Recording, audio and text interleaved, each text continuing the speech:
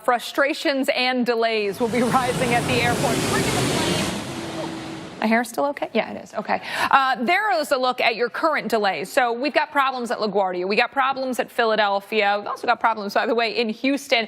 But you still see a lot of green there in the Northeast. We think that by tomorrow morning, it's going to be a whole different ball game. So expected delays today, some at Boston with moderate delays for D.C., New York, Houston, and Atlanta. We get you into your Thursday, though, and we think the delays will be mounting, particularly at those Northeast airports.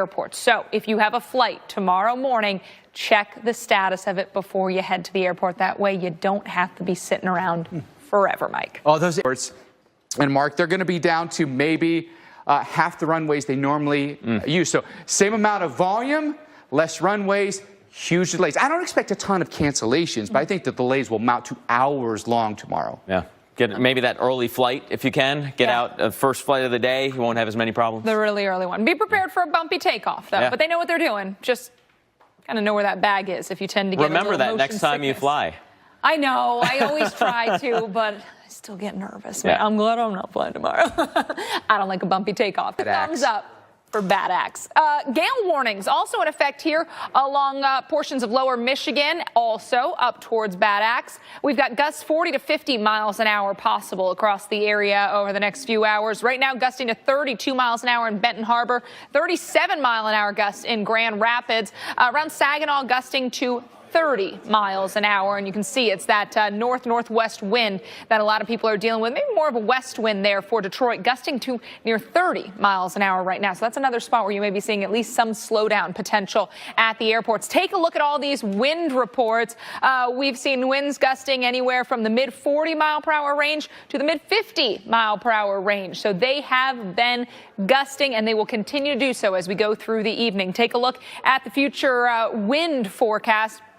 Detroit, even past midnight, we're gusting to around 40 miles an hour. Same for Cleveland. Buffalo, you're going to see those winds ramp up into tomorrow morning, gusting to around 40 miles an hour at 8 a.m. And then, of course, it's all about the Northeast, but we'll still keep breezy conditions from Cleveland to Detroit to Alpena during Thursday afternoon. And your wave heights, they remain high there on Lake Huron. You can see we've got 10 to 15 plus foot waves. So not a day to be out there on the boat, and we'll see those wave heights also go up here on Lake Erie. So getting closer to, say, Erie, Pennsylvania, and far northeastern Ohio, getting those wave heights on the order of 10 to 15 feet. But obviously the highest up there. Or maybe you're going to pick somebody up at the airport. Check the status of their flight before you head to get them, because it may be a little later than you anticipated. Mike Seidel, thank you so much. We got to talk about the winds and the advisories and the warnings that we have in play because of the strong winds. High wind warnings from down East Maine all the way to the Cape of Massachusetts, also Nantucket. But take a look at the wind advisories all the way from the Maine-Canada border,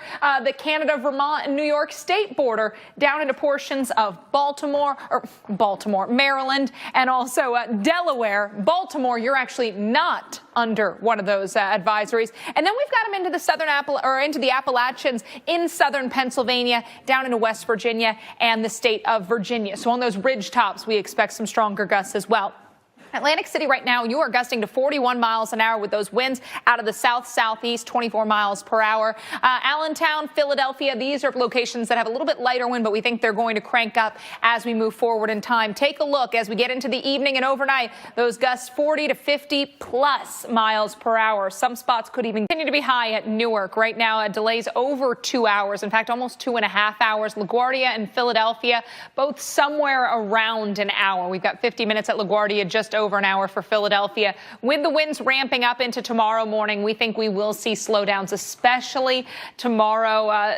Maybe the first flights of the day get out, but as those flights begin to ramp up, as Mike said, some of the airport runways may not be available. So they may be working with less because of the crosswinds. So expect high impacts across the northern tier airports. I would even say Boston and the New York City airports could have some issues.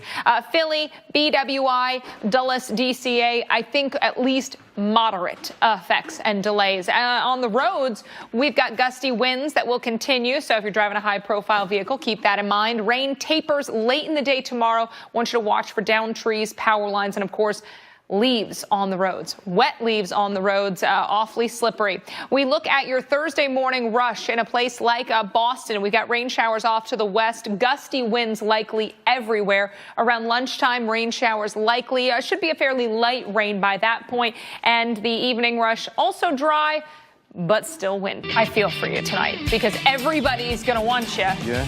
And you're just not going to want to. I hope you're earning tips tonight, big tips at that. If you are ordering food, tip your driver because they are really doing the dirty work tonight out and about in it. Welcome back into Weather Underground on this Wednesday. This coastal storm kicking up huge wind gusts, big waves along the coast, and mounting air delays too.